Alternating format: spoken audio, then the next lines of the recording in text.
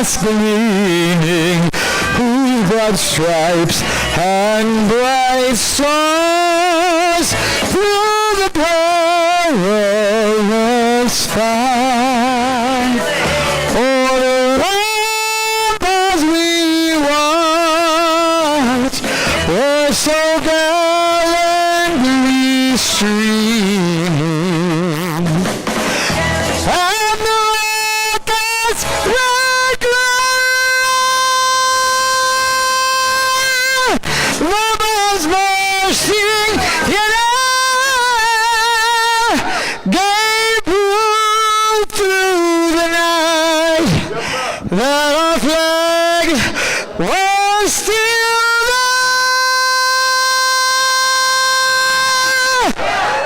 Oh, say does that star-spangled banner yet wave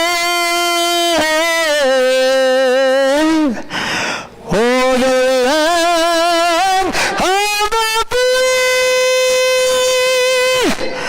and the home of the brave.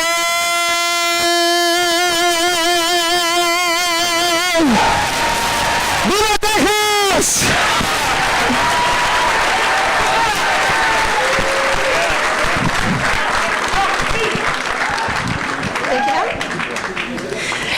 Good evening, everyone. My name is Diana Maldonado Rocha. I'm the District 3 City Rep for El Paso. And I am honored tonight to be able to introduce all our distinguished guests. And so I'm just going to go through them really quickly. If you could please just hold your applause until the end, because we do have a list to go through. So first, Ms. Emma Acosta. She's the former city representative. She's also the chair of the East Side Democrats. Okay, well, we can do it differently. She is Mr. Raul Lerma, who is the chair for the Tejano Paso Norte Democrats. And I better get my glasses on because I don't want to mess anything up. One moment. And then we have Richard Hanera, who is the SDEC man and the chair of the Young Democrats.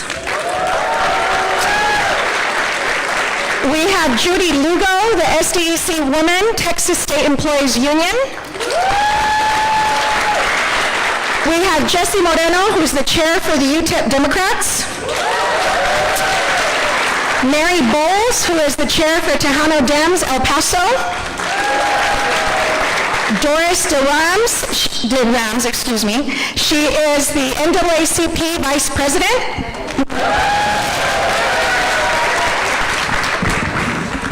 Then we have Diane Williams, who's the VP.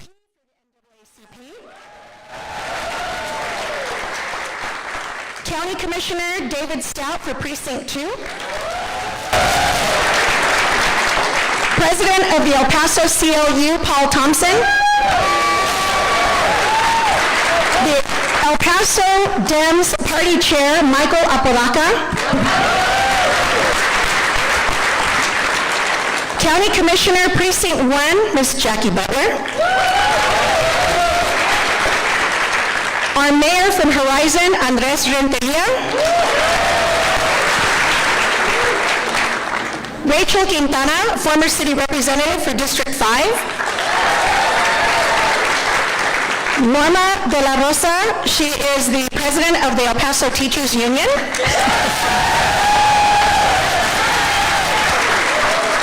And last but certainly not least, former state representative, Ms. Lina Ortega.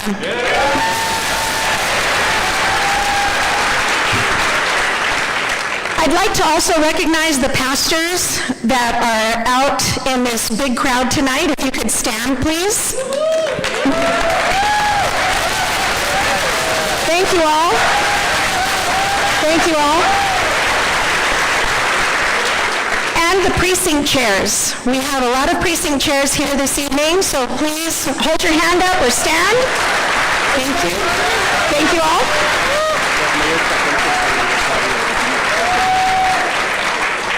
And we also have Mayor Chacon from San Elizario.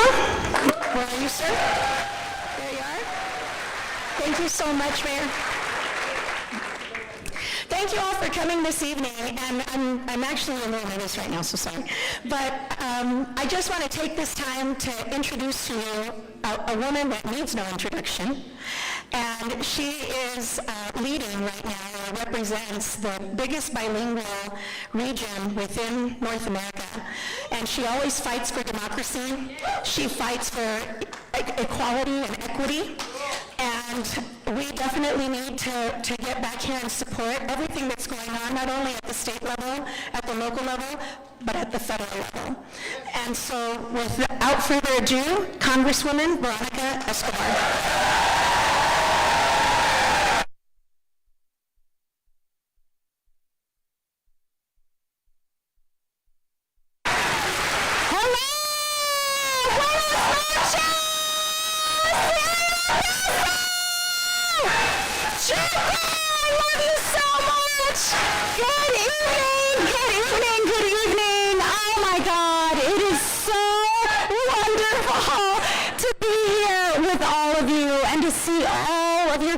Faces and your smiles coming out in a great monsoon rainstorm. I love it.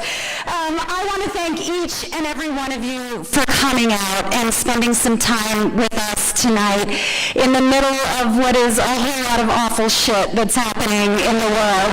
So thank you for coming out. I want to thank Beto, our hometown hero, Beto O'Rourke. Yes.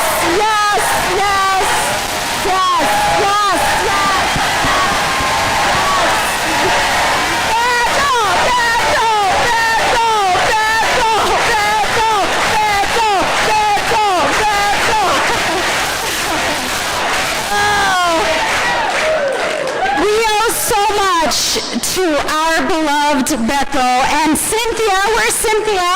Want to thank her for bringing us together tonight. Cynthia, where are you? Cynthia, thank you for all your work. You know, Beto, obviously, like this guy, I don't know where he gets his energy. Sure racks up a lot of frequent flyer points, which is awesome, but he has never stopped. He never stops, and he has been fighting not just for our community, for our democracy, for our country, and it is such a beautiful thing that I know gives all of us so much pride that he's one of ours. So, Beto, we're so grateful to you. Thank you for everything. So, things are bad. And, you know, I've been home all of August. Members of Congress get to go home in August and do work in our districts. And everywhere I've gone, every engagement I've had, every conversation I've had, these are tough conversations. You know, a lot of people feel demoralized, feel hopeless, feel helpless. And it is hard sometimes to escape that feeling. But moments like this, which are moments that we need, when you look around and see the number of people you've never met before, people maybe you've never seen before, who come out because we've got shared values and we've got shared morals and ideals. I hope moments like this give you the kind of hope that we really need in a dark period. And so I'm grateful to all of you for coming out and for participating in this fellowship in a very dark time. And we know that the big issue right now is redistricting. And we know why it's happening, right? We know why it's happening. Donald Trump knows that his big ugly bill is hated by American voters. He knows that the more that Americans learn about how he and Republicans have cut your health care, have cut nutrition programs, are targeting hardworking Americans, they know we don't like that. They know we hate it. And because he knows that Republicans can't compete fairly after what they've done to us, that they've got to rig the next election in order to prevent what we want to do, which is kick them all out of office.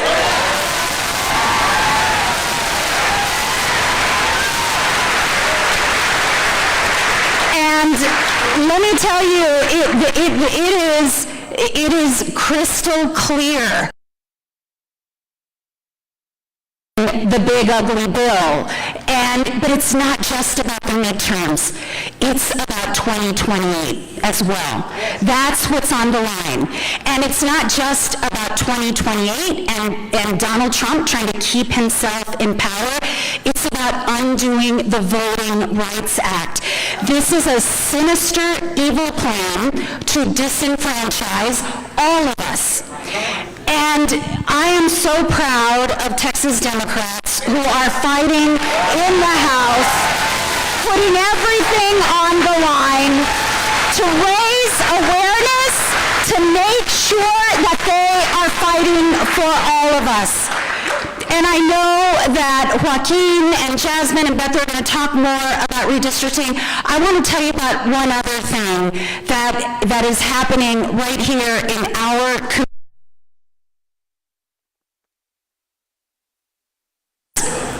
On Monday, I toured a facility that was constructed on Fort Bliss. And let me tell you the way that I see this. In addition to how immoral the mass deportation plan is, how immoral the treatment of people who make up the backbone of our workforce, but what is also immoral is the amount of money that is being poured into this immoral system. That facility that I toured on Monday is $1.24 billion. Just that one facility. Altogether, the mass deportation, the immigration detention system funded in the big ugly bill, $45 billion. You know what we could do with $45 billion? We could house every homeless individual in America for half of that. We could house every homeless individual for half of that. We could feed every child in America for 5 years with that money. We could house every unhoused veteran 5 times over with that money.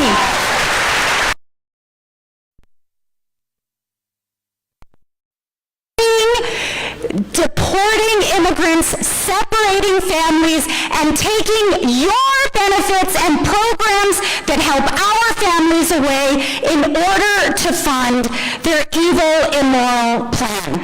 And I want you all to help us spread the message. In a moment when Americans are struggling to make ends meet, after they promised they would fix the economy on day one, they are spending our money on this immoral plan. And as I mentioned at the top of this, you all, it is beautiful that we are all here together in fellowship. I am going to ask you to do more. Right outside these doors are some incredible organizations that I have the privilege of working with. The local El Paso Democratic Party every single week calls Democrats to talk to them. Every week, including new Democrats, to try to ensure that they understand what's on the line, and they call longstanding Democrats to ask them to help volunteer. So we've got a sign-up table right outside the local El Paso Democratic Party. Led by Mike Apodaca. We've also got, for all of you young people, we've got the Young Dems, led by Angie, who's outside, and we've got the University Dems, led by Angie, and Young Dems, led by Jesse. They need you. They need you. If you're a college student, if you're a young student, they need you. I want you to know what else we're doing. And we've got Josie right here. We are spending the weekends in people's homes, in their backyards, in their living rooms, and as our hosts, invite their neighbors, some who maybe haven't ever voted, some who have voted as in Republican primaries, some who are infrequent voters. And we're having conversations in their homes with their neighbors and building bridges and growing our base. So we need you. Josie hosted Sundays, and we had a beautiful event on Saturday in the Lower Valley. We've got another one coming up this Saturday. If you want us to help build these bridges, if you want to help build out our base, we need you. Please sign up. We also have Ben Wilbanks with Blue Action out there, another great organization that we are working with. So Blue Action believes in the power of influence among your friend group and among your loved ones. Y'all, people aren't reading newspapers anymore. People aren't watching the news anymore. People are not going to trusted sources anymore. People are getting their information from TikTok, from YouTube, from Instagram, and from friends and family. So let's be that influencer.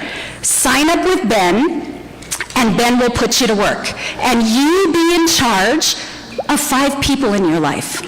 And you will make sure they have the information they need, and you will make sure you get them to the polls in the primary, in the general, for school board, for city council, for commissioner's court. So I love this crowd. I need to put you to work. So we need your sweat equity. And I have to say, speaking of sweat equity, Deanna was up here. I see Commissioner Stout. I know County Judge Ricardo Samaniego will be here shortly if he's not here already. Members of City Council who fought these maps. Let's give them a round of applause because they were helping fight the maps.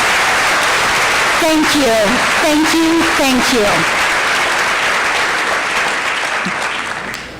Commissioner Jackie Butler had a resolution to fight the detention facility. So people, local government matters. Local government matters. Judge Samaniego flew all the way to Austin to fight the maps. So we need you. We are a great community, but last election, we swung 20 points to the right. So, yeah, 20 points to the right. So when we feel the anxiety of what's happening across the country, we've got work to do in our backyard. And that's why I wanted to introduce you to these great groups and organizations, and it's fun. It is fun. You get to work alongside people who love to fight for their democracy and work hard every day to make sure we preserve our right to vote and that we can pass along to the next generation what we have been lucky to inherit. And as I see Paul Thompson, if you don't belong to a union, join a damn union today. Okay, I'm Abethia. Join a damn union today. Join a union today. So, again, thank you all for coming out. We need to put you to work. Sign up, join a union, invite us to your house. We want to be there to help grow democracy in El Paso. We will lead by example because this community has always led with love. Thank you all so much. I appreciate you. Thank you, thank you, thank you. Thank you. Thank you, thank you. Thank you. I love you too. I now have the incredible privilege of introducing probably the one person who lives most rent-free in Donald Trump's head.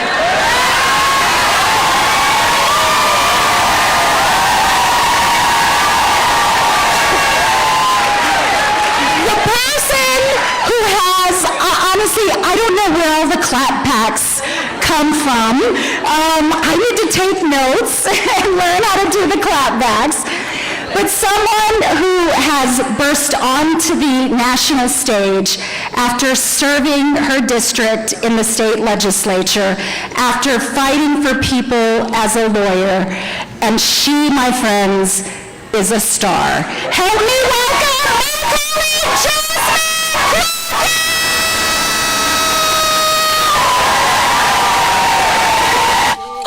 For once in my life,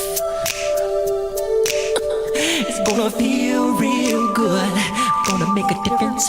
Gonna make it right. As I turn up the collar on my favorite winter coat, this wind is blowing my mind. I see the kids in the street, but not enough to eat. Who am I to be blind, pretending not to see their needs? The reason we're listening to this song. All right, El Paso!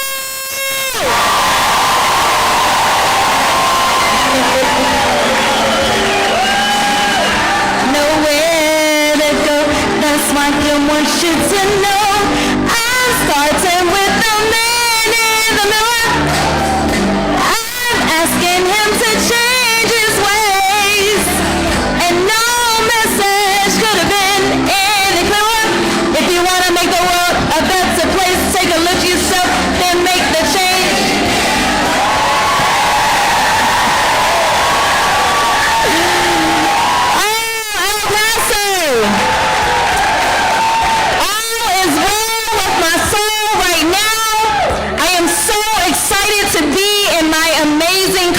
District, give it up again for the incomparable Veronica Escobar. Listen, we served in leadership last Congress together. You have no idea of how hard this woman works. There's only so much you can put on social media and TV. This woman gives her all for this district every single day that she shows up, so you should all be proud. You should be proud. And the reason that she could go through those numbers so well is because she serves on the Powerful Appropriations Committee. Lena, it is so good to see you, my friend. So good to see you, my friend. I decided that I wanted to wear a throwback t-shirt. This t-shirt is from when we broke quorum in 2021. Yeah. I wanted to stand in solidarity with those Texas House Dems that have decided that they were going to arouse the entire country and make them aware of the transgressions taking place right here in the state of Texas. So let's give it up for the Texas House Dems.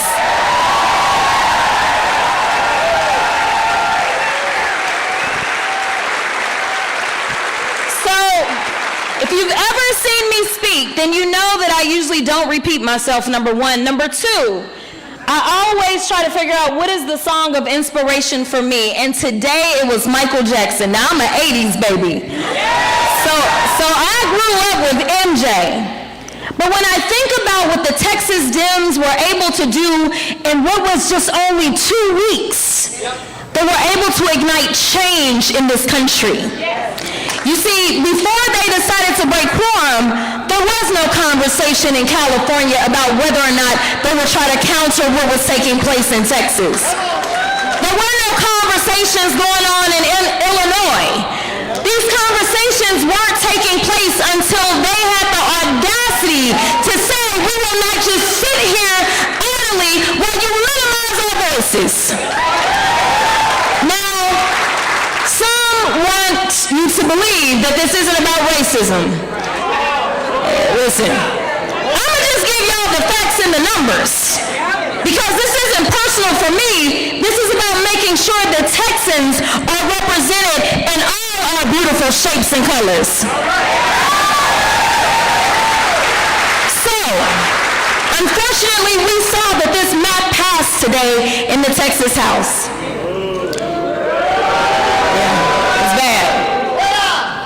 Now, if for some some reason the Texas Senate decides that they want to break quorum, we can kill another special session. I just want to put it out there. But if for some reason this map ends up becoming law, do you understand that if you are, say, Latino in the state of Texas, that your vote is basically 1/3 that of your Anglo neighbor? If you are an African American in the state of Texas, then your vote is 1/5 that of your Anglo neighbor. Listen, we're not looking for handouts. We're looking for representation. We're looking for people that will show up and represent for us, all of us in Texas. There's 30 million people in this state. How dare they decide that only a certain group of people are allowed to be heard? We all are entitled in this country, in a democracy, to be heard and to have representation that represents us. So here it is. People say, what can we do? Well, number one, you started off real well. You showed up today, even in the rain. Give yourself a hand clap.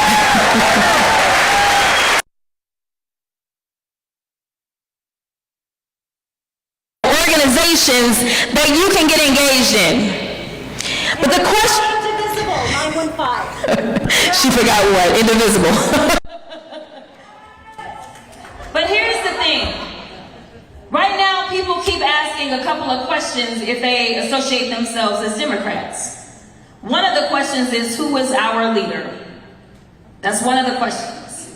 I am here to tell you that, as Michael Jackson told us a long time ago, I'm gonna need you to look in the mirror. You are the ones that we have been waiting for. The reality is that most people don't want to listen to a politician because most people don't trust politicians. And after all the things that we've seen, whether we're talking about the pedophiles or otherwise, I absolutely understand why they don't want to trust a politician. I'm not mad at you. So if you're not going to trust the politicians, then it's up to you to be the change that you want to see in this country. So that starts with doing things like making sure that they can't divide us. That has been my most frustrating thing. Because when you look at the agenda of this administration, there is something for everybody to hate. Whether you hate their immigration policies or really it's just immigration thuggery because it ain't policies.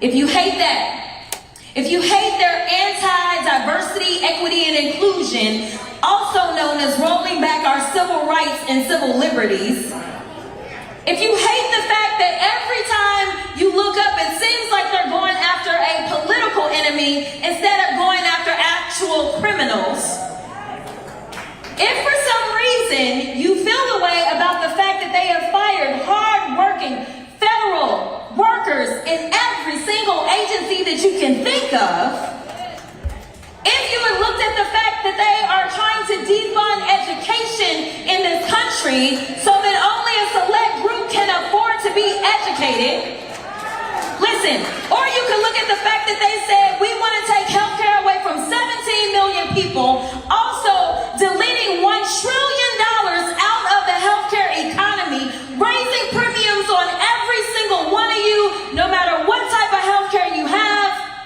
or let's just say that you actually care about your neighbor that unfortunately cannot afford to put food on their table, and so you say, I am against the fact that they want to shut down SNAP benefits to our most vulnerable when they're only getting $6 a day to eat in the first place. And by doing so, our farmers and our ranchers, which we have a lot of them in Texas, they are going to suffer. When they decided to cut off USAID, it was our farmers and our ranchers that suffered because they lost those contracts. Now they've decided that children that go to school and are entitled to a free lunch, they are not going to be able to eat. Let me tell you something. This is not a pro-life party. This is a pro-death party.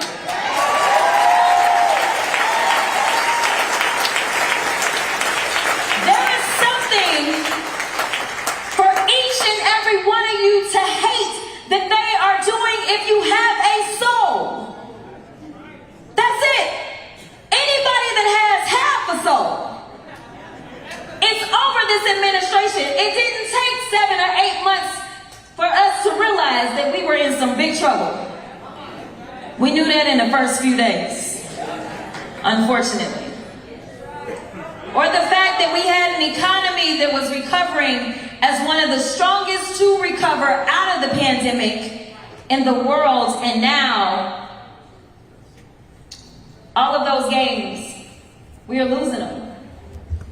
Besides the fact that people are losing their jobs, they're not going to be able to afford their food, they're not going to be able to afford housing, they're not going to be able to afford healthcare, education. We are talking about the very basics. And maybe this sounds normal for some place other than the United States of America, but that's not who we are. So let me tell you something. I appreciate the flags that I see. I appreciate the fact that we opened this by singing our national anthem. Don't let them take patriotism away from us, because we are the real patriots in this country. Don't let them co-opt and corrupt Christianity, because we know what it means to love thy neighbor.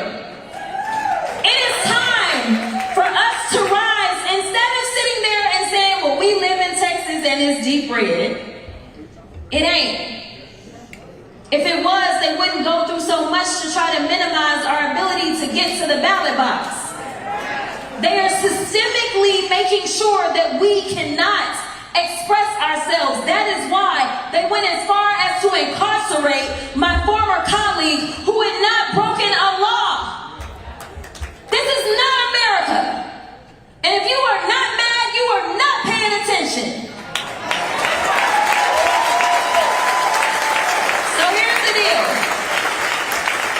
Because there's 2 amazing men coming after me.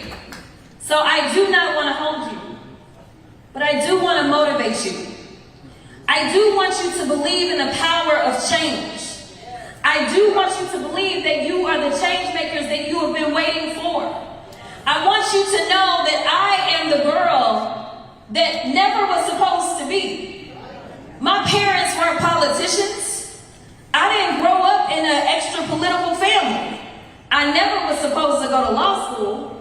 When I told you that I wasn't supposed to win my state house race, and it was the closest state house race in the state of Texas, and I was a thank you Lottie into the Texas House by a whopping 90 votes after having been outspent 5-1, and the difference was the people.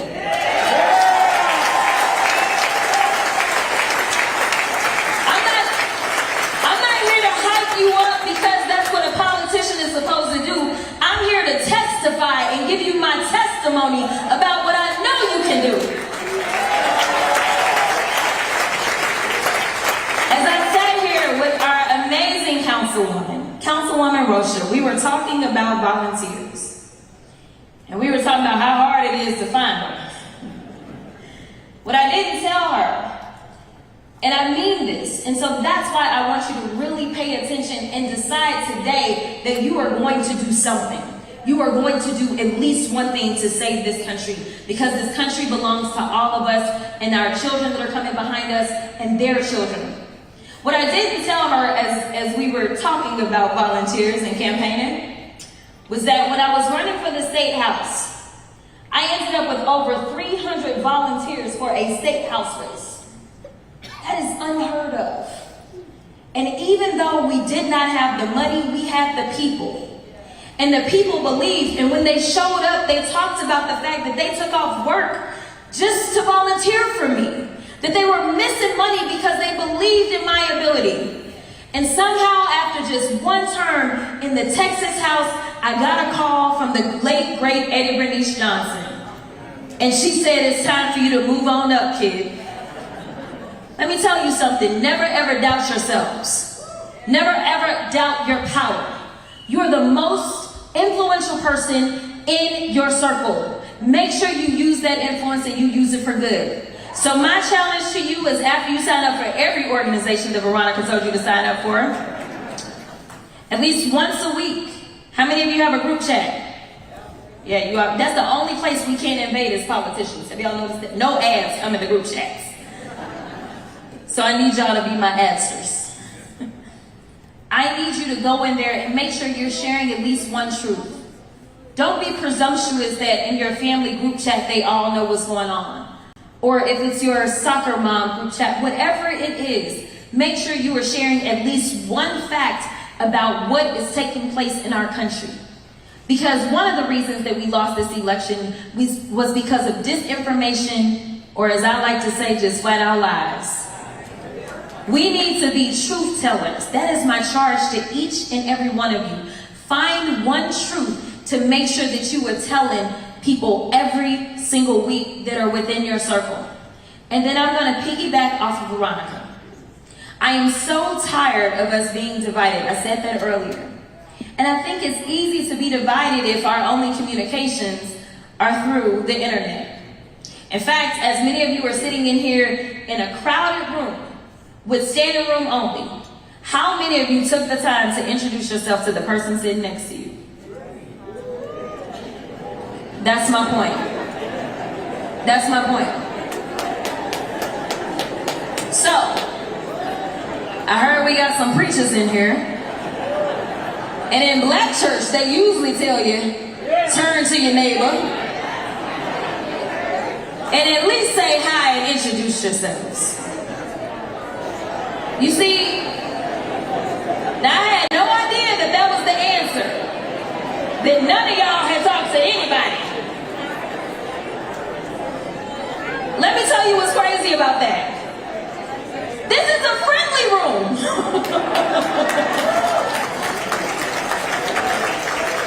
We are so disconnected. At some point in time, we used to know who our neighbors were. We used to absolutely be able to go over and borrow sugar, or at a very minimum, when I was growing up, everybody knew that I belonged to my granny. So if I got out of line, I was getting reported on, right? We have to get back to that sense of community. It is harder to hate someone that you know. It is so much easier to listen to them and to hear them pass an ugly red hat.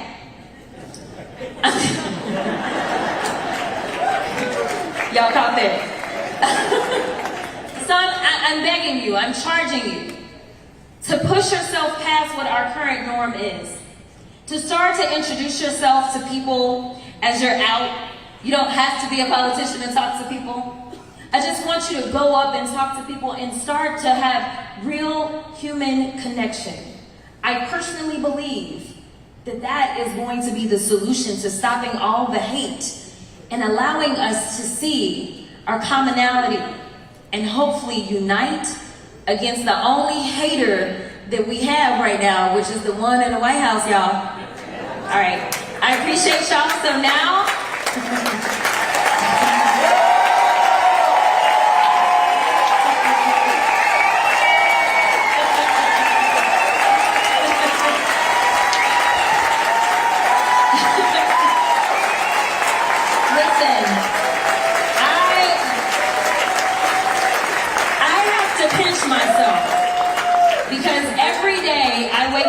real life superheroes that surrounds me.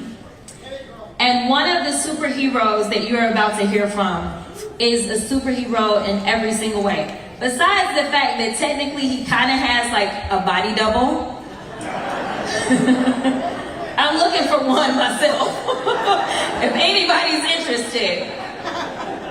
This is someone who understands the importance of doing right at all times. You know, it's interesting because a lot of politicians become real invested in something once it becomes personal. And then there's some people that just see good legislation and say it's what we need to do. Well, let me tell you, way before Congressman Castro was going through his own health battles, he was a champion for health care. That is what public service looks like. And overall, these are the type of people that we have to make sure that we are sitting into every single level of government. It's people that just want to do the right thing because it's just the right thing to do. So, I've never met his mama, but she raised two amazing public servants. And so I am so thankful to be able to serve with him, to be able to learn from him, and honestly just be able to admire him and all that he does. So please join me in my prayer.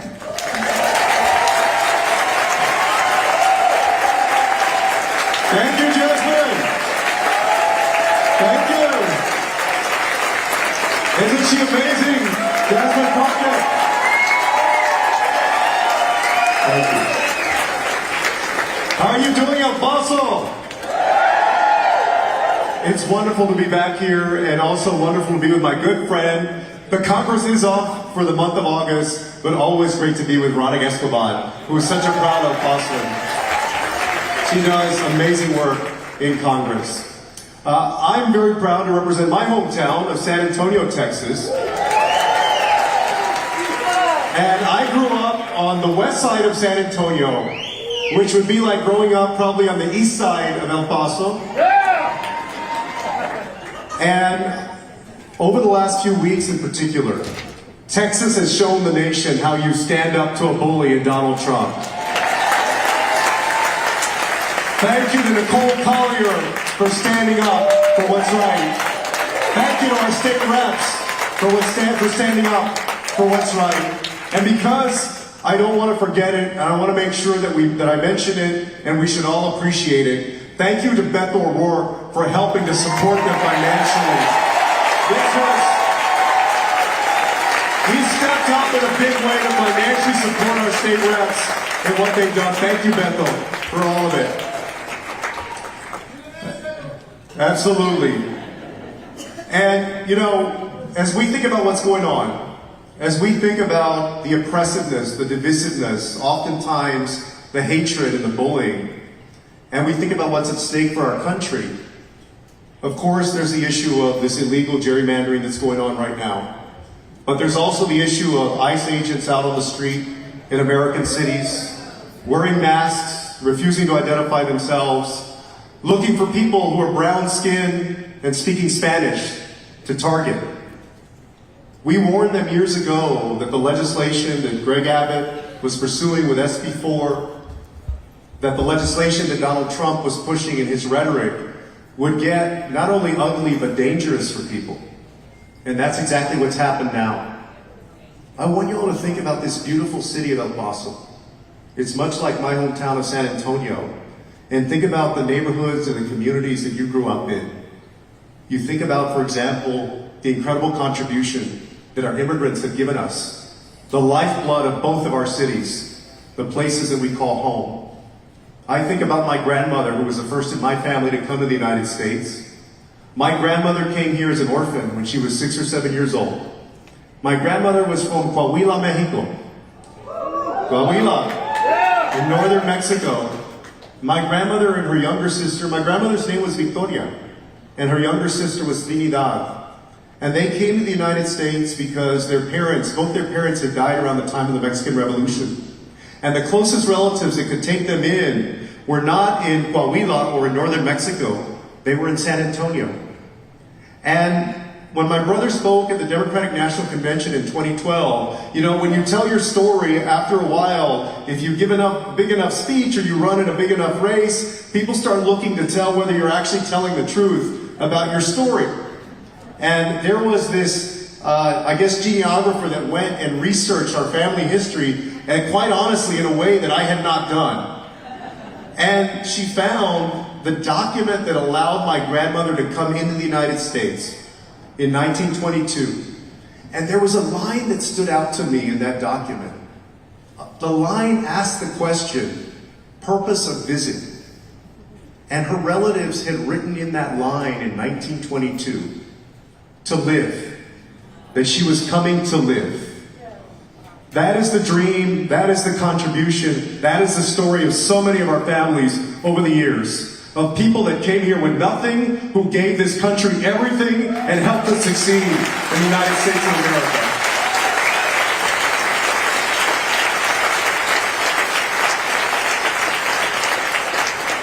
And my grandmother, she only made it through elementary school. She settled on the west side of town. She lived in a household at times with 7, 8, 9, 10 people. Everybody doing everything they could to support the family and make sure people had enough to eat. My grandmother dropped out of elementary school, and so she used to say, that she worked the rest of her life as a maid, a babysitter, and a cook, to do everything that she could to support herself and to get by, and do everything that she could to give my mom, who was her only child, a better chance in life than she had. But when I think about where we are today, and where Donald Trump and the Republican Party want to take us, it reminds me of some of the stories that my grandmother used to talk about.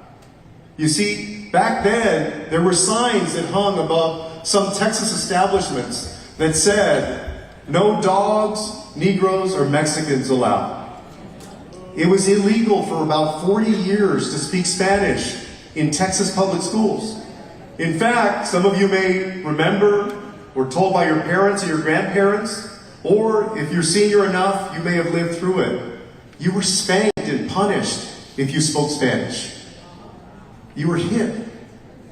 You had a group of people who literally had a language beaten out of them in the United States of America. We are never going to go back to that United States of America. We're not going to let Donald Trump take us back to that time.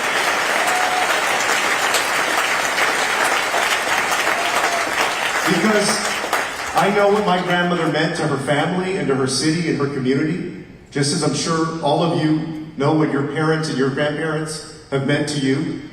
She worked all of those years, y'all. And this is where I want us to share our stories, as Jasmine mentioned. Because when we talk about things like cuts to SNAP and cuts to Medicaid and people talking about cutting Social Security and Medicare, sometimes we get wrapped up into talking about it only as black letter policy or numbers on a budget or a page. But it's not. It's a lot more than that. It's a lot more important than that. It's people's lives. And oftentimes, for a lot of people, it's actually a matter of life or death. You see, my grandmother, after working all of those years, she was a diabetic, and when she could no longer work, when she had worked as a maid and a babysitter and a cook, and got my mom through high school and through college, my mom was the first in her family to go to college, when she could no longer do any kind of work, my grandmother didn't have a 401k, she didn't own a house, she never owned a car, I don't even think she had a bank account. The only thing that she had to her name after all of those years in giving so much of herself was about a $335 a month Social Security check and her Medicare. And that's still the story for so many of our seniors today. So when they talk about doing away with Social Security or Medicare or cutting Medicaid, they're doing terrible things to so many of our senior citizens who rely on that just to get by. And so these issues are real issues for all of us. So please go and tell your stories. Go and tell people what it means to you when they talk about these things. For me, as Jasmine mentioned, I know the stakes personally now, in a way, quite honestly, that I wish that I didn't. You see, I want to tell you a quick story in my own life. 3 years ago, I was on a work trip to Spain. I was the co-chair of something called the U.S. Spain Council. And we were in Bilbao, Spain, and I'd never been to Spain before. And we were on the last night of this conference, and we were at this place that was like, I don't know, maybe 30 or 40 minutes outside of Bilbao. And it was late at night already, and I had a flight back to San Antonio early the next morning. And so I was a passenger in a car, and we were driving back into the city. And as we were driving on this road that was pretty dark, kind of a rural or semi-rural road, we were driving probably 65 or 70 miles an hour, and the driver hit a wild boar. Well, those of you that have ever hit livestock, any kind of animal on the road, you know the impact from that hit. And so the front end of the car was crashed in, the windshield was broken, the airbags came out, and I had never been in a crash. I've been in fender benders before, but I'd never been in a crash that was that violent. And so right away you wonder, whether you're hurt, whether you need to go to the hospital. I actually looked around, I kind of, took stock of myself, and I felt like I was okay. There was nothing obviously wrong, I wasn't bleeding. And the ambulances came to check on us, and then after a while they start getting impatient, so they're wondering, okay, is anybody going to go to the hospital? Do you want to go to the hospital or not? And the only thing I noticed was that my hand had started to swell up a little bit and get red. And so I thought, well, if I have to come back home and make an insurance claim, I better go to the hospital so they believe me that I actually got in an accident in Spain. And so I thought, well, I have this flight at 7 or 8 in the morning. I'll just go to the hospital. I'll get an x-ray done. It'll take 20 minutes. And then I'll be on my way back to the hotel and I'll go pack and then I'll go to the airport. And so they drive us to this hospital on the outskirts of Bilbao. And I get to the hospital and I walk in and I tell them, oh, my hand, you know, and can I get an x-ray? And they said, right away, they put this brace on me, this neck brace on me where you can't move your neck. It keeps you still in place. And they said, you know, we see a lot of accidents on these roads. And sometimes the impact and the effect is not apparent right away. Sometimes it takes a few hours or even a few days to fully realize what's going on. So they gave me something that I had never had before because I've been pretty healthy and I'd never been hospitalized before. They gave me something called an MRI with contrast. Those of you that have had it, or a CAT scan with contrast, you know that they inject a dye into your body to see what's going on with your organs. And I've never had that before. So it takes maybe like 40 or 45 minutes to do the whole thing. And then the doctor comes and she tells me that you know, they're going to let me go, and they start moving me to the front, and they were going to take out the IV. You know, one of the last things that they do when you're admitted to a hospital and they're going to release you is they take out your IV. So we're in these curtained off rooms, and I'm laying there, you know, kind of expecting to get out in a few minutes. And the doctor walks back in, and there's a curtain at the front of this area, and she closes that curtain. And she walks over to me, and it was at this point in my life where I wish I spoke better Spanish than I do. She walks over to me, and she says in English and in Spanish, she says, I hate to be the bearer of bad news, but my radiologist called down to me, and he believes that he sees 2 neuroendocrine tumors that have moved from your small intestine into your liver. Here I was in Bilbao, Spain, in the middle of nowhere, as far as I knew, with a doctor telling me that I had cancer. And so I flew home. I missed my flight the next day, but I got home after that. And you can imagine the next weeks were filled with doctor's appointments and PET scans and CAT scans in San Antonio and then at MD Anderson in Houston. And I eventually had surgery in February of 2023. And the remaining tumors that I have haven't grown in 3 years. So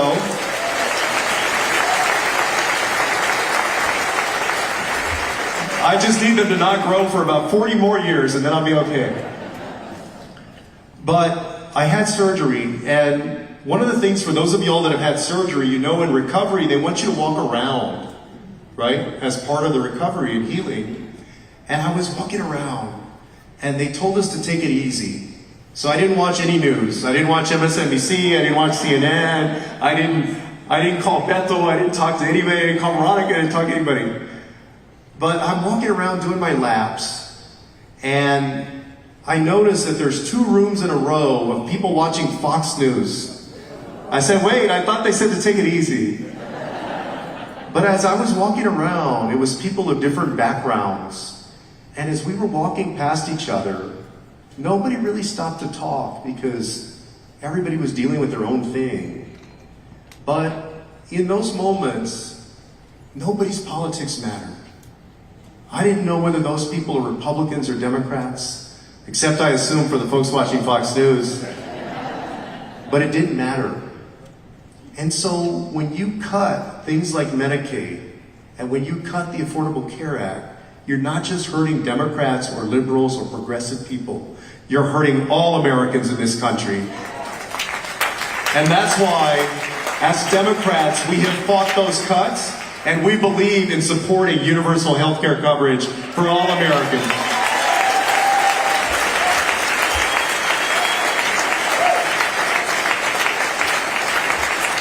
In the legislature, in the Congress, I had always fought for that, but it had never been personal in this way. And then after my surgery, I got this long bill, this itemized bill. And you know, in a bill, the insurance company, I had to become an expert on insurance in a way that I never had before. on deductibles, on premiums, on co-pays, on a class of drugs called specialty drugs. And if you have to take one, you have to make sure that your insurance policy covers the specialty drug, or you're going to be paying thousands and thousands of dollars every month, which most of us, including myself, can't afford. There was a line in these bills that stood out to me. And that line was for a drug, for a treatment that I have to take every month of a drug called lanreotide. The line item price for this drug, every 28 days that I have to take it, every injection, was $24,000 per injection. And so, when I think about what it means to replace in Texas 5 Texas Democrats in Congress with 5 Texas Republicans, I'll tell you what the difference is. I don't want 5 more people who are going to vote against cancer research. I don't want 5 more people that are going to vote against health care. I don't want 5 more people that are going to take away people's Medicaid and Medicare. I want people who are going to help folks in our country and our state survive and thrive in the United States of America. So as we fight these things, the most powerful voice that you have is your own. The most powerful stories you can tell are your own. And the most important people that you can tell them to are the people in your lives. Your family members, your friends, your coworkers, your neighbor, every single person who can make a difference. I told you as Democrats why I want to make sure that we keep our Texas Democrats. There's also a reason that Donald Trump wants those Democrats to go away, and he wants 5 Texas Republicans. He wants 5 Texas Republicans because he doesn't want any accountability in Congress. He wants 5 new Republicans because he doesn't want the Epstein files released.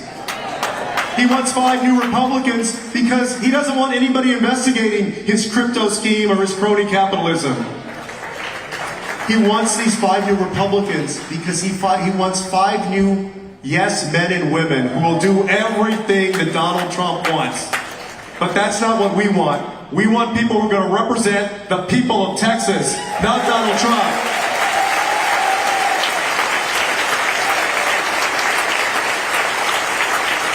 So please everybody, El Paso has been an important bastion of Democratic activism for years and years.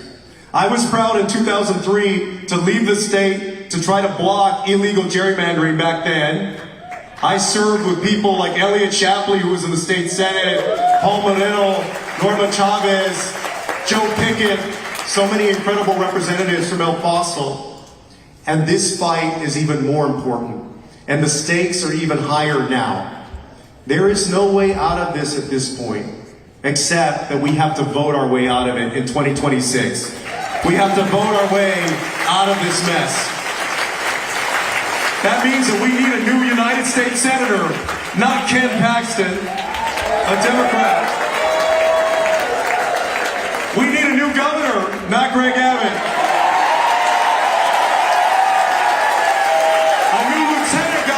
And not Dan Patrick, and a new Attorney General in the state of Texas. And you will have the power and the energy and the passion to make it happen. So please, keep at it and keep fighting. And now, I want to introduce somebody who for the last many years has been the #1 person making sure that the politics of this state take a better course, that we elect Democrats locally and statewide, and we're getting closer. And that person is my great friend, Beto O'Rourke. Thank you. Thank you, thank you. Thank you, everybody. Thank you. Thank you. Thank you all. Thank you. Thank you, thank you.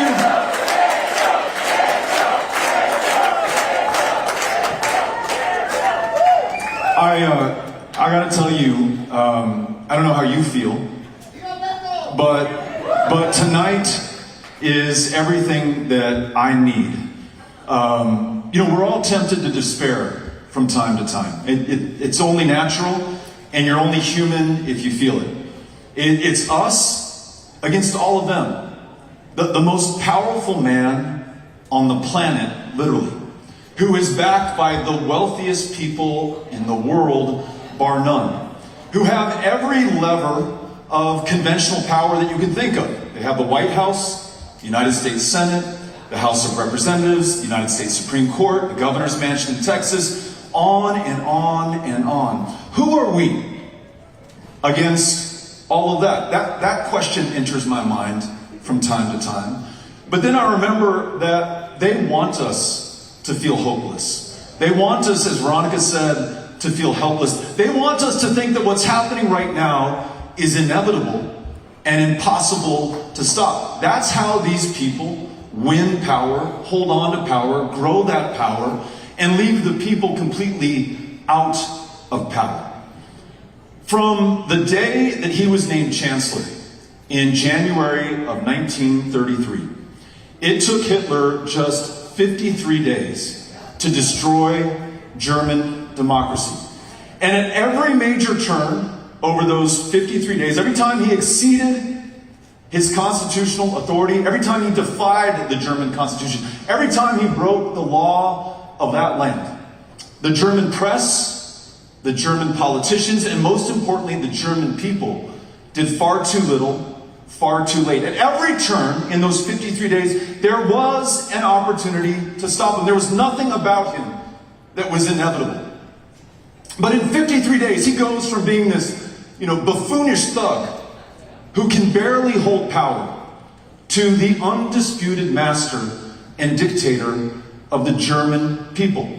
Those who lived there at that time felt hopeless. They felt helpless. They thought this was inevitable. They didn't believe that they could stop it. In the 7 months since Donald Trump has been sworn in to the highest position of public trust in this land, he has defied the co-equal federal courts. He's dismantled congressionally chartered and mandated agencies and departments. He has colluded with corrupt public officials. He's covered up the crimes and potentially his complicity with child sex traffickers and rapists in this country. And he has dispensed with nearly every constitutional protection and safeguard that for the last 249 years, más o menos, has kept us a nation of laws and not one of kings. And now he seeks to grab even more power. It's these 5 congressional districts right here in the state of Texas. And let me make sure that everyone understands the stakes and the terms of this fight, because I guarantee you, he does. If he's unable to maintain control of the House of Representatives in 2026, if he can steal that election now in the summer of 2025, then there will be no check on his lawlessness. There will be no accountability for his crimes and his corruption. There will be likely free and fair elections going forward in 2028 and beyond. Those are the terms for him, for us. Those of us who are alive right now and so lucky to be on this planet and in this country and have the chance with 15 months to go to give everything we have, no matter where we are in this beautiful place. And we happen to be in the most beautiful that I can think of. If you look out these windows, and I was so glad that Jasmine and Joaquin were up on this stage and could see the mountains in Ciudad Juarez, this river valley, these people. Some folks despair and they're like, why was I so unlucky to be around right now in Donald Trump's second term? Why do I have to go through all these things that we just heard about from every speaker who preceded me? My bad luck. No, fuck that. Our extraordinary fortune to be alive and breathing. How many American generations have the chance to save their country at its moment of truth? We pity those who were not born into this generation, who did not have the chance to fight the mother of all battles for the future of our country. That is who we are here today. So we need to understand that as well, because if we fail to win a majority in the House of Representatives in 2026, I believe, and that's why I gave you that analog from German history in 1933, that the consolidation of authoritarian power in the hands of this president will be nearly unstoppable. And what that means for all of us is more masked plainclothes federal agents without warrants or badges, sweeping our fellow Americans up off the streets. It means that more of Trump's political opponents will be targeted for vengeance and retribution, and yes, even for political violence. And it means more likely than not that a Republican majority Congress will roll out the royal red carpet for a Trump third term. That is our future. That is our fortune. That will be our fate unless we stand and fight right now. And look, those folks can be forgiven for thinking that we are going to submit and to bend the knee. Because look at the Ivy League universities. Harvard, which just settled for $500 million. Columbia for $200 million. Look at the big law firms on the East Coast that have committed hundreds of millions of dollars of pro bono work for the president's chosen priorities and will never again defend anybody who challenges this would-be autocrat or tyrant. Look at Paramount and CBS firing Stephen Colbert, one of the last places we do get the real news on our television anymore. Look at even some present company excluded in our own party, who seek to conciliate and compromise, and yes, sometimes submit or even are advised to roll over in the face of what is happening in this country. So they can be forgiven for thinking that that might happen here. But that was before they met the Texas Democrats, who would rather break quorum, leave the state, go to Chicago if they have to, than to bend the knee to this guy.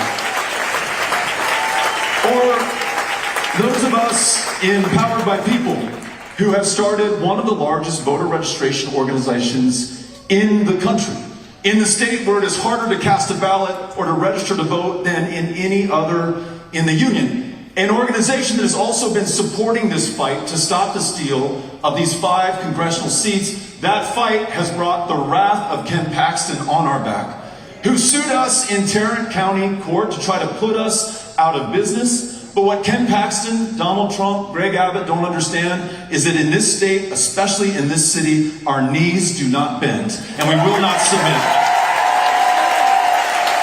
So, despite the effort to put us out of business, despite his call to put me behind bars and accuse me of criminal contempt, my hearing is later this month. Depending on what happens, you all might need to mail me a cake. We did not react, we didn't respond, we didn't fight back. We got off the back foot onto the front, off of defense onto offense. We took the fight to him. We sued him here in El Paso court. And check this out. Thanks to our amazing attorney, Lynn Coyle, we defeated Ken Paxton in state court yesterday. Thank you, Lynn.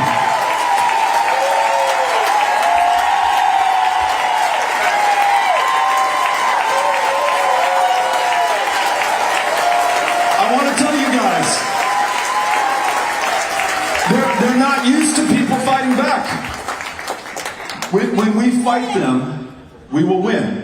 I promise you, but we have to commit ourselves to this fight. No matter how intimidating it seems, no matter how hopeless we are sometimes tempted to feel, as Jasmine said, the real power in this country is with the people. For as long as we are a government of, by, and for the people, this room right here is the real center of power in America, but we have got to use it.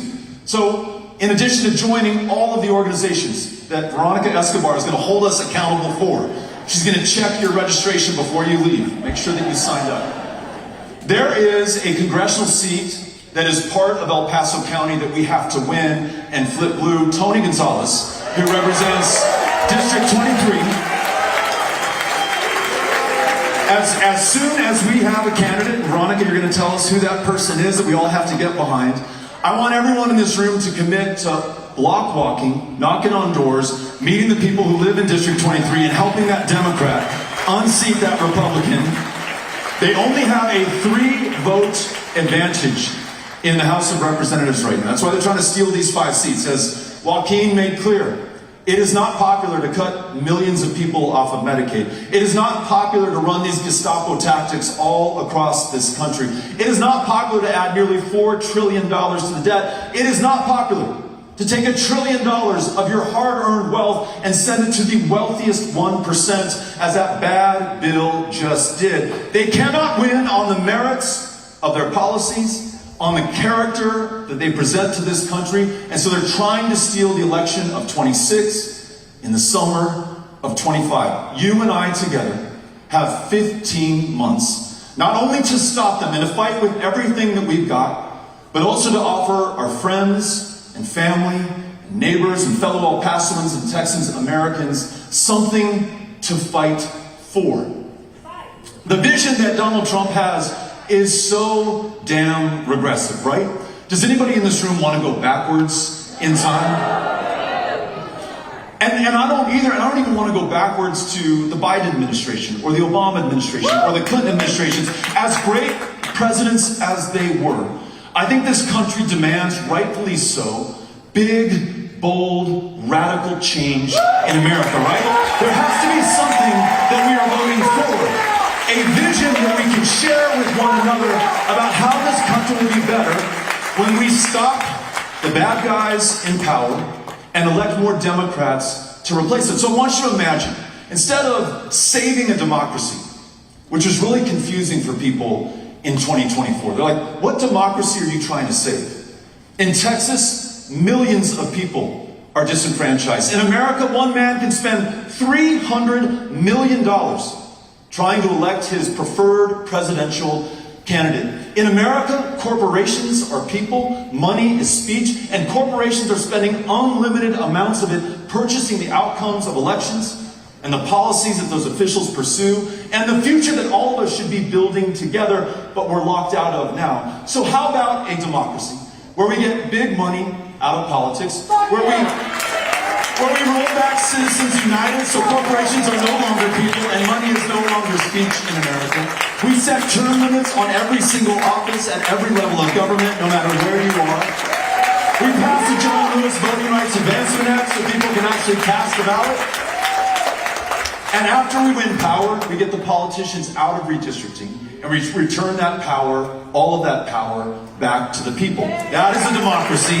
That is not something that exists today. That is something that we can fight for.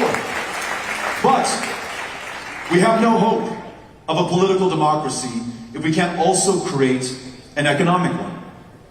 In the last 5 decades, $50 trillion with a T has moved from lower and middle income Americans to the very wealthiest people in this country. And it is continuing apace right now. I mentioned $1 trillion just is flowing right now from all of us in this room to the wealthiest 1% in this country. If people in this country cannot get what they need, and they're not asking for much from a government of the many, soon enough they're open to getting what they need from a government of the few or a government even of only one. So let us talk about what this democracy can deliver for our fellow Americans. What if all those trillions of dollars were actually returned to the Americans who created that wealth in the first place with their hard work, with their dedication to this country, with the rules that they live by, with the honest day that they put in each and every day. So you're guaranteed that one job is enough and you don't need to work 2 or 3 just to make ends meet, especially if you're teaching school in El Paso, Texas.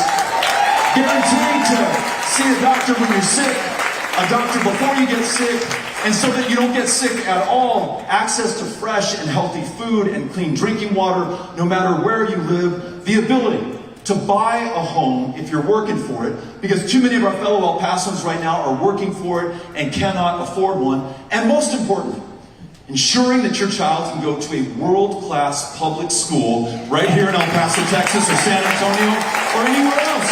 It's the only way that we're going to make it. And on human rights, starting at home, and Jasmine was so eloquent about this, looking in the mirror, and then looking at our neighbor, and our friend, and our family member, and making sure that we see ourselves in them. And so when that transgender American is being targeted for attack, you stand next to that transgender American and let them know that they're not alone.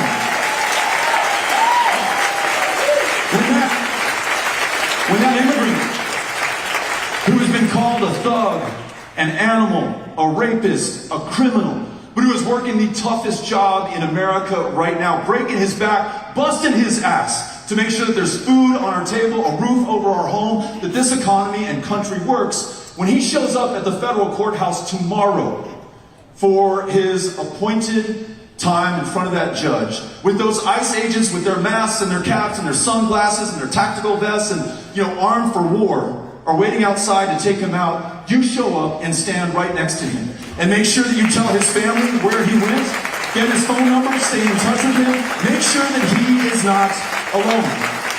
And for the women of Texas, let's remind ourselves that in 1973, abortion was just as illegal in the state of Texas as it is today. But no one came in from outside of this state to rescue the women of Texas. It was in fact 3 very young Texas women. You know Jane Roe's name, right? Linda Coffey, one of the attorneys. Sarah Weddington, 26 years old. Most complicated case she had ever tried was a no-contest divorce. The 3 of them prevail upon an all-male United States Supreme Court to render the Roe versus Wade decision, ensuring that every woman make her own decision about her own body, her own future, and her own health care. So, message to Donald Trump: do not fuck with the women of Texas or you will find out.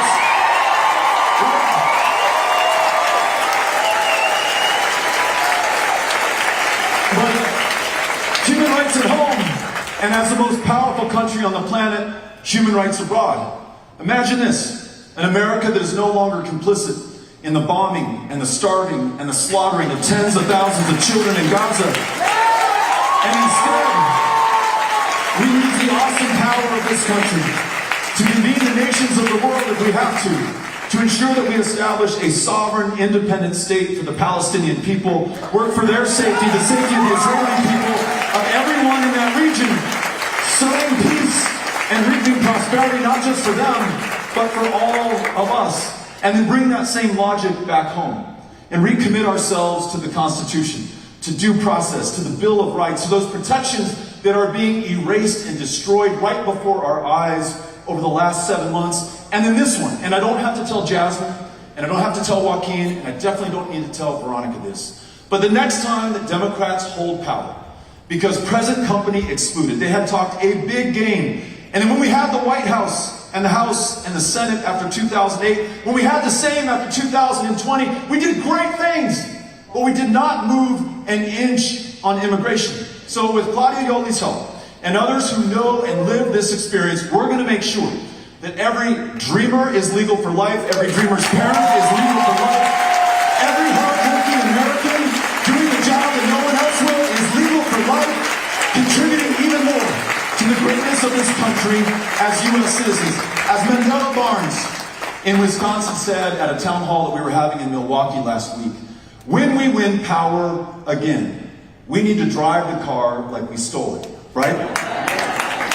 Everything we've got on everything that we care about, for everyone who's being harmed right now, who can be so successful, not just for themselves, but for this country, when their potential is finally unleashed. We can do this, right?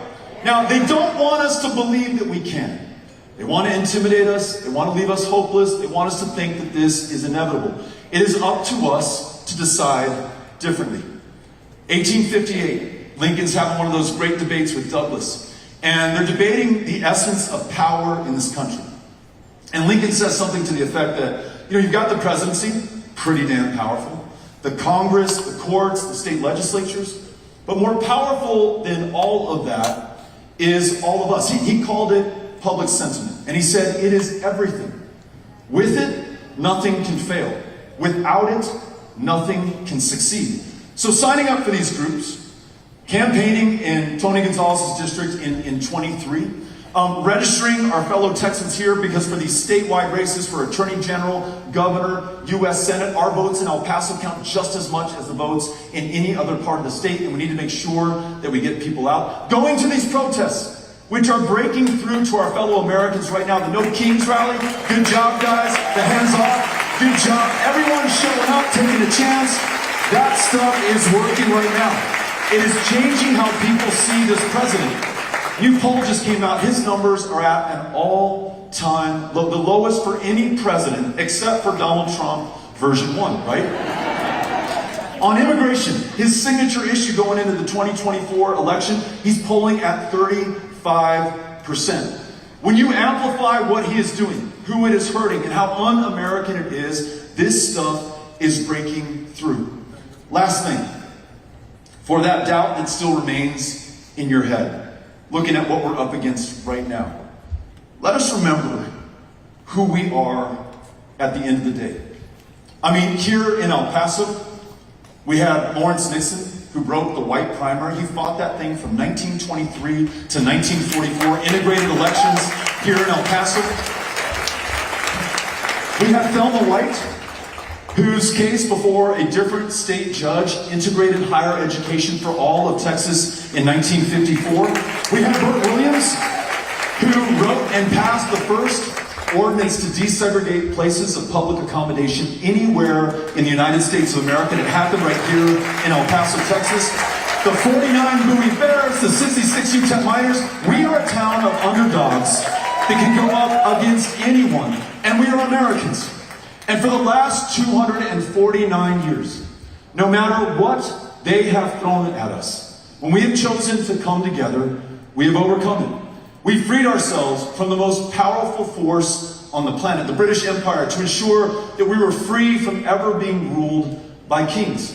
It wasn't 80 years later that we defeated the armies of the Confederacy to ensure that no longer could one American propose to own another. 300,000 Union dead in that effort, giving their last full measure of devotion to this country. Another 80 years, and men from this very community, including those in Company E, landed on those beaches in Normandy on the 6th of June, 1944, to defeat fascism, have the world away, to preserve democracy for our allies and for us here at home, and the generation that came up after them, who marched in the streets, who took to the State House steps, who got behind John Lewis on the 7th of March, 1965, on the Edmund Pettus Bridge, peacefully, non-violently, democratically, brought this country to its senses, ensured that the first president from the state of Texas, LBJ, would pass civil rights, and the next year, the Voting Rights Act for this country. That is who we are. And all of us today, by our good luck as Americans, have inherited all of that service, all of that struggle, and all of that sacrifice. And what we do with this great inheritance is going to define us in the eyes of history and will determine what is possible for this country going forward.